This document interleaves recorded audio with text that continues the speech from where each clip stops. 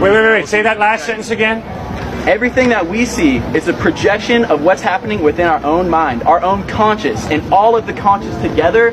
That's what God is. God is not someone off up in the sky that's preaching down, looking down, and be like, you sin, electric bolt, you're going to hell. No.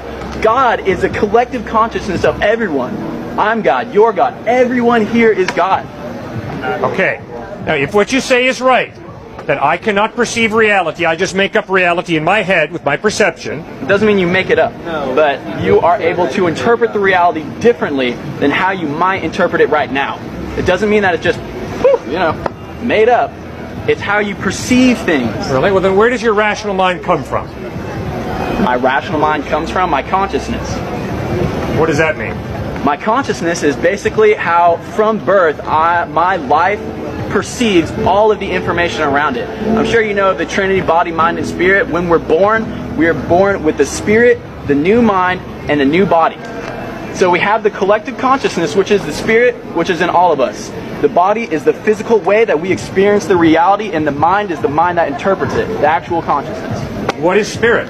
Spirit is what a lot of people like to refer to as God.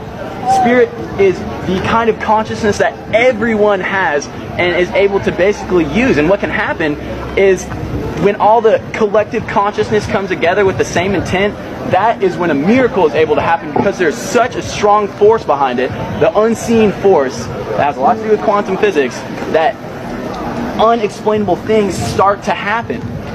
And just because we're not to explain it now doesn't mean that we can't explain it into the future when we start learning about new things, the quantum mechanics, the way that consciousness really works.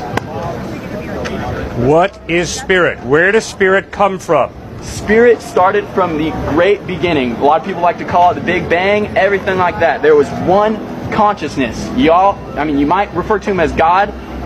A lot of people refer to him as a lot of different things. And as that happens, God, consciousness, wants to experience life in as many ways as it can. So it might send consciousness as this guy right here.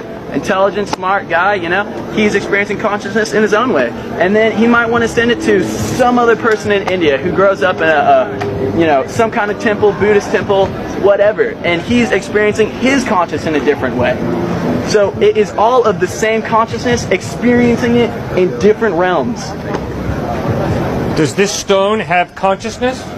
That is an extremely good question, and that's something that we're trying to figure out right now, is if inanimate things are able to have a consciousness. I'll tell you what the stone does have, is it all resonates on the same frequency that I do. You're bringing up energy and matter. Well, quantum physics is starting to show that everything is not as solid as we thought. It's more like a light wave, and it's